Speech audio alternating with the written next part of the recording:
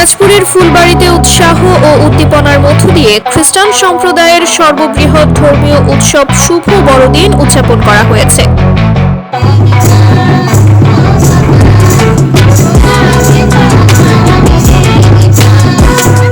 বৃহস্পতিবার 25 ডিসেম্বর সকাল থেকেই উপজেলার বিভিন্ন গির্জা ও চার্চে ছিল উৎসবের আমেজ। 3 নভেম্বর কাজীহাল ইউনিয়নের পাড়ি পৃথ্বীর ক্যাথলিক মিশন গির্জায়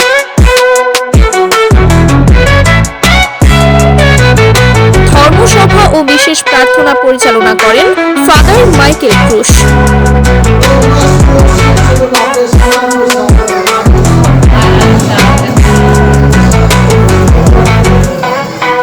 তিনি শান্তি, ন্যায় বিচার ও ভ্রাতৃত্ববোধ প্রতিষ্ঠার আহ্বান জানান। প্রার্থনা শেষে স্থানীয় খ্রিস্টান সম্প্রদায়ের নারী পুরুষ নিজস্ব সংস্কৃতিতে নাচ, গান ও সাংস্কৃতিক পরিবেশনা করেন।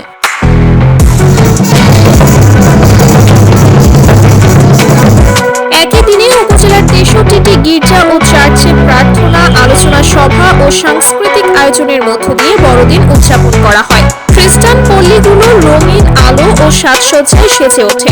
খ্রিস্ট ধর্মাবলম্বীদের মতে বড়দিন শান্তি, ভালোবাসা ও মানবতার বার্তা নিয়ে আসে।